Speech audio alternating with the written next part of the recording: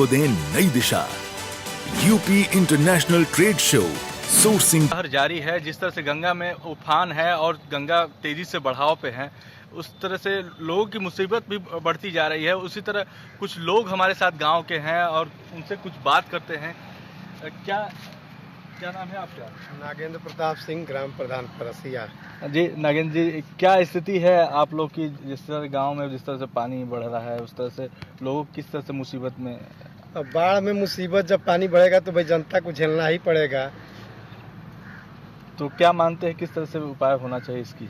उपाय, नाव की व्यवस्था बहुत जरूरी है, जो कि शासन प्रशासन द्वारा नाव की व्यवस्था नहीं हो पा रही है। जी जी, और भी कुछ लोग हैं।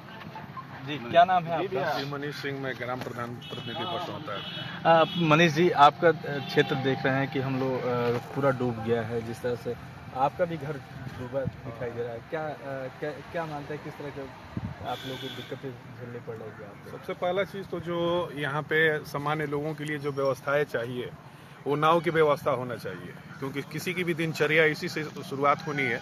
सुबह किसी को दूध लाने जाना है या सब्जी लाने जाना है, शाम को या मार्केट जाना हो, यानी किसी भी काम के लिए जाना हो, अगर जनपद पे जाना हो, हॉस्पिटल जाना हो, तो उसके लिए नाव की यहाँ पे सबसे ज़्यादा ज़रूरत है। नाव की इस बार समस्या चल रही है। 2022 में जो बाढ़ आई थी, उस दौरान किसी भी नावी का भुगतान नहीं हुआ है। हम लोगों के क्षेत्र में जितने भी नाव 2022 में जो संचालित हो रही हैं, जितनी भी ग्राम सभा में चली हैं, किसी भी नावी का भुगतान नहीं हुआ है। इसको लेकर के भी वो लोग भी एक तरह से अघोषित हड़ताल पे हैं। अभी सबसे बड़ी जो परेशानी का सामना करना पड़ रहा है वो यही है कि नाव की सबको ज़रूरत है और मिल नहीं पा रही है। कितने घर डूबे हुए हैं आपके क्षेत्र में, क्या लगता है? हमारे गांव के तो चारों तरफ लगभग पानी हो गया है। मतलब 3 हिस्सा में तो पानी हो ही गया है, एक हिस्सा अभी बचा हुआ है जो पश्चिम साइड का है, उधर अभी पानी नहीं पहुंचा है। लेकिन जिस तरीके से पानी का बढ़ाव है, हो सकता है कि शाम तक या रात तक उस क्षेत्र में भी पानी पहुंच जाए। जी जी, और भी कुछ लोग हैं, उनसे भी बात करते हैं। क्या नाम है आपका? डॉक्टर संपूर्णानंद, सुल्तानपुर। जी प्रधान जी, प्रधान जी, जिस तरह से बाढ़ आया है, जिस तरह से पानी बढ़ रहे हैं, तो लोग किस तरह से उसमें लोगों किस तरह की दिक्कतें आ रही हैं सबसे ज़्यादा? अभी जो पानी आया है, इससे लोग तो परेशान ही हैं, उनकी मदद की ज़रूरत है। तो नाव का तो बहुत आवश्यक है। नाविक अभी सुन नहीं रहे हैं, इसलिए कि पिछला भुगतान उनका नहीं हुआ है। खाने पीने की चीज़, पानी का भी प्रॉब्लम होता है। बाढ़ में पानी स्वच्छ नहीं मिल पाता है। इनकी पानी का व्यवस्था और खान पान का भी व्यवस्था होना चाहिए। ये थे हमारे कुछ लोग थे यहाँ के बलिया जनपद के, जो बाढ़ क्षेत्र में प्रभावित हैं। उनका ये है कहना कि इतनी व्यवस्थाएं जो नहीं मिल पा रही है, काफ़ी सबसे ज़्यादा दिक्कत हो रही है नाव की। जो लोग बाढ़ क्षेत्र में हैं, उनको नाव नहीं मिल पा रही है और उसके वजह से काफ़ी कठिनाइयाँ हो रही हैं। बलिया से इंडिया न्यूज़ के लिए अमित कुमार। और हमारे सहयोगी वीर धनंजय इस वक्त हमारे साथ लाइव जुड़ चुके हैं। धनंजय, क्या स्थिति है तमाम जगहों की, जिस प्रकार से भारी बारिश का कहर देखने को मिल रहा है? जी बिल्कुल, आपको बता दूं, अब हमीरपुर में लगातार 20 घंटे से बारिश हो रही है। हालांकि इस समय बारिश रुकी हुई है, लेकिन जो 20 घंटे बारिश हुई है, उस बारिश ने यहाँ पे हालात बहुत ही भयावह कर दिया। आपको दिखाना चाहेंगे जहाँ पर अभी हम मौजूद हैं। देखिए इस समय किस तरीके की स्थिति है। पानी बिल्कुल जलमग्न है, सड़क, गाड़ियां देखिए निकल रही हैं, किस तरीके से निकल पा रही हैं। एक और आपको फोटो दिखाना चाहेंगे। देखिए स्टूडेंट है, बच्चा है, ये स्कूटी से जा रहा था, लेकिन इसकी स्कूटी बीच सड़क में ही फंस गई है। जो निकालने का प्रयास कर रहा है, किसी भी तरीके से वो अपनी स्कूटी निकाल के और फिर अपने गंतव्य स्थान पर पहुंचने का प्रयास कर रहा है। ये देखिए स्थिति, एक्सक्लूसिव रिपोर्ट आपको हम दिखा रहे हैं। स्टूडेंट है और किस तरीके से इसका स्कूटर बीच सड़क में जल के बीच में फंस चुका है और अभी तक निकल नहीं पाया है। हालांकि एक व्यक्ति है जो उसका सहयोग कर रहे हैं कि उसका स्कूटर किसी भी तरीके से जो स्टूडेंट है निकले, लेकिन अभी फिलहाल ये स्टूडेंट फंसा हुआ है। पूरी तरीके से देखिए ये सड़कों पर किस तरीके से आप देख रहे हैं, वाहन निकल पा रहे हैं, लेकिन जो भी वाहन निकल रहे हैं लगातार पानियों में आधे से ज्यादा डूबकर निकल रहे हैं और पानी यहाँ पे बहुत ज्यादा मात्रा में भर चुका है। जी अच्छा धनंजय, क्या ये स्थिति अभी हमीरपुर शहर की ही है? आसपास के क्षेत्रों में किस प्रकार का असर देखने को मिल रहा है भारी बारिश के बाद का?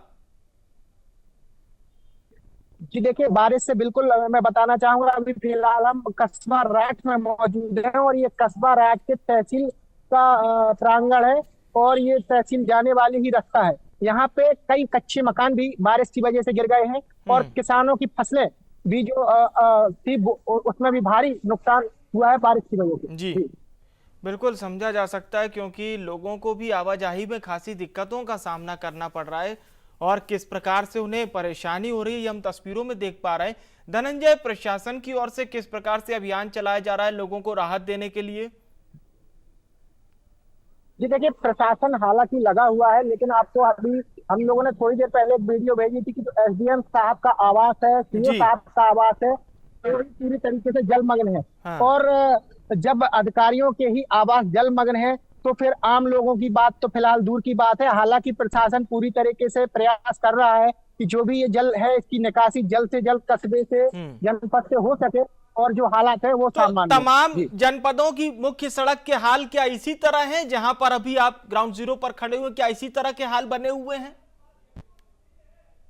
जी बिल्कुल, देखिए ज्यादातर जनपद के ज्यादातर हिस्सों में यही हालात देखने को मिल रहे हैं।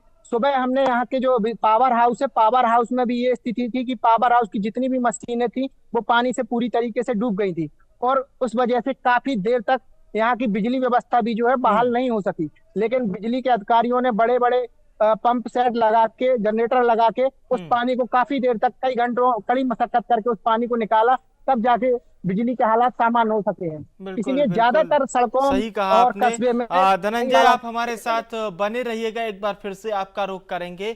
और लखीमपुर खीरी में भी बाढ़ के हालात बने हुए हैं, कई इलाकों में तो पानी ने पूरी तरह से कब्जा कर लिया है। इंडिया न्यूज संवाददाता की इस ग्राउंड रिपोर्ट को आप देखिए।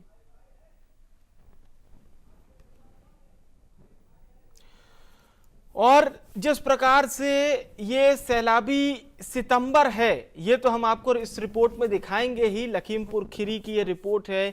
लेकिन हम आपको बता दें, प्रकृति का रौद्र रूप सिर्फ यूपी में ही हावी नहीं है, देवभूमि उत्तराखंड में भी कमोबेश स्थिति और भयावह हो गई है। तमाम राज्यों में भारी बारिश और बाढ़ का असर देखने को मिल रहा है, जिससे जनजीवन खासा प्रभावित हुआ है।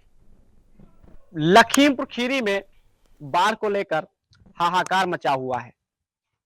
बाढ़ का जो पानी है वो कम होने का नाम नहीं ले रहा है, जिसके चलते लोग काफी परेशान हैं। जो बाढ़ का पानी है इन लोगों के घरों में घुसा है, किसानों की जो फसलें हैं वो जलमग्न हैं, जिसको लेकर लोग परेशान हैं। वही जो बाढ़ का पानी है जंगलों में भर गया है, जिसके चलते जो जंगली जानवर हैं वो भी बाहर आ रहे हैं। जीव जंत हैं, चाहे मगरमच्छ हो, सांप हो, तो ये सब चीजें जो हैं या जंगली जानवर हैं ये भी बाहर आ रहे हैं। तो इसको लेकर के भी लोगों में एक डर है, कहीं ना कहीं इसको लेकर लोग परेशान हैं। आप देख सकते हैं कि तस्वीरों में किस तरीके से डर लगता है। डर लगता है, अब डर तो लगभग करीब, जब सब पानी भरा है यही समझ लगता। नान बच्चे हमारे हैं तो वो खुद ही घर के उनका हाल नहीं करे नहीं दी। बिल्कुल, देखिए इन लोगों का कहना है कि डर तो लगता है, पानी भरा है जिससे इनको मुश्किलों का सामना करना पड़ रहा है। खाने पीने की से लेकर के, चाहे वो बिजली की समस्या हो, खाने की समस्या हो, हर चीज की समस्याएं हो रही हैं, क्योंकि चारों तरफ जो पानी है वो बाढ़ का भरा हुआ। आप देख सकते हैं छप्पर है और छप्पर में ये जो थुनिया लगी है, बांस बल्लियां लगी हैं, किस तरीके से पानी में डूबे हुए हैं। तो हालांकि इनमें जो रहते थे ये यहाँ से निकल करके ऊंची जगह पर जा चुके हैं, लेकिन इनका कहना है कि इस जो बाढ़ का पानी है तो इससे कहीं ना कहीं परेशानियां हो रही हैं। Abhishek Gupta, India news, Lakhimpur Kheri. ताज नगरी आगरा में आखिर क्या हालात हैं भारी बारिश के बाद के, इंडिया न्यूज संवाददाता की इस ग्राउंड रिपोर्ट में आपको दिखाते हैं। आगरा में देर रात से हो रही झमाझम बारिश ने लोगों के जनजीवन को अस्त व्यस्त कर दिया है और सर्द हवाएं भी है, तो कहीं ना कहीं लोगों की चिंता इसमें बढ़ी हुई है। देख सकते हैं कि जिस प्रकार से जो रोड्स पर भी लोग आपको नजर नहीं आ रहे होंगे, जो लोग नजर आ रहे होंगे कहीं ना कहीं छतरी लेकर या फिर जो बरसात का सूट है उस पैंट को पहनकर निकल कर नजर आ रहे हो। कहीं ना कहीं जिस प्रकार से कुछ इलाके ऐसे हैं जहाँ जल भराव भी होना शुरू हो गया, गली मोहल्लों में जल भराव हो गया, तो कहीं ना कहीं लोगों की चिंता इस बारिश ने बढ़ा दी है। Sanjay Singh, India news, Agra. सहयोगी वीर धनंजय ग्राउंड जीरो से लाइव हमारे साथ बने हुए हैं। धनंजय, स्थिति काफी भयावह है क्योंकि आवाजाही में लोगों को परेशानी हो रही है, अपने गंतव्य पहुंचने में लोगों को दिक्कतें हो रही है। ऐसा तो नहीं हो सकता कि लोग पूरे समय अपने घर पे ही रहें, क्योंकि जरूरी कामकाज से उन्हें भी बाहर निकलना पड़ता है। पर जैसा कि आप बता रहे थे कि प्रशासन सहयोग तो पूरा दे रहा है, लेकिन इस प्रलयंकर स्थिति के सामने वो सहयोग भी कहीं ना कहीं नाकाफी साबित हो रहा है। जी बिल्कुल, देखिए लगभग बताया मैंने आपको, लगभग 20 घंटे जनपद में बारिश हुई है लगातार, जिसको लेकर और भारी मात्रा में बारिश हुई है, जिससे जनपद में ये हालात उत्पन्न हो गए और जो पानी था वो कस्बे और जनपद से बाहर नहीं निकल पाया, जिस वजह से आम जन की तो ठीक है, मैंने बताया अधिकारियों के आवास भी उससे अछूते नहीं रहे हैं और उनके आवास भी पूरी तरीके से जलमग्न हो गए हैं। अब अधिकारी लगातार प्रयास कर रहे हैं कि किसी तरीके से हालात को सामान्य किया जा सके और जो जनजीवन है वो भी सामान्य हो। जी बिल्कुल, प्रशासन अपनी ओर से कोशिश तो कर रहा है धनंजय, लेकिन जिस प्रकार से ये जल प्रपात कह लीजिए, जल भराव कह लीजिए, और इतने वेग से पानी बह रहा है, इससे निजात जरूर लोगों को अभी इतना जल्दी तो नहीं मिल पाएगी, यानी कि अभी इसमें थोड़ा समय जरूर लगेगा। जी बिल्कुल, क्योंकि अभी भी मौसम फिलहाल यहाँ पे बादल बने हुए हैं और जो यहाँ पे बताया जा रहा है कि बारिश होने की अभी और भी संभावना है और यदि बारिश होती है तो फिर स्थिति और भी ज्यादा खराब हो सकती है। चलिए, बहुत बहुत शुक्रिया आपका तमाम जानकारी हमारे दर्शकों तक पहुंचाने के लिए। बात हमीरपुर की ही करते हैं। पिछले 20 घंटे से लगातार यहां पर बारिश का दौर जारी था, जिससे सड़कें पानी से लबालब हो गई। इंडिया न्यूज संवाददाता की ग्राउंड रिपोर्ट आपको दिखाते हैं।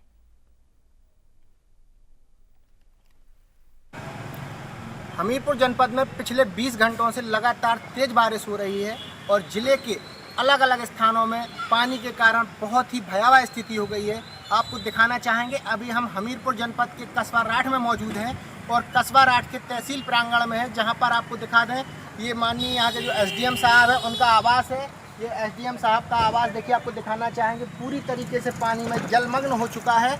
लगातार जो जिले में बारिश हो रही है, इसी के जस्ट आगे आपको दिखाएंगे ये जो यहाँ के सीओ साहब हैं उनका आवास भी आपको दिखाएंगे, वो भी बारिश के कारण पूरी तरीके से जलमग्न हो चुका है और पानी के कारण हमीरपुर जनपद में बहुत ही बड़ी अभी इस समय दिक्कत का सामना करना पड़ रहा है लोगों को। लोगों का आमजन प्रभावित हो चुका है, आम जनजीवन प्रभावित हो चुका है और लगातार लोग इस इंतज़ार में हैं कि कब ये पानी बंद हो और कब यहाँ के लोगों का जनजीवन सुचारू रूप से जारी हो। हाल फिलहाल अभी बारिश होने की और भी संभावना लगातार बताई जा रही है और इस पानी के कारण लोगों की स्थितियां अभी और भी ज़्यादा परेशानी लोगों की बढ़ सकती है।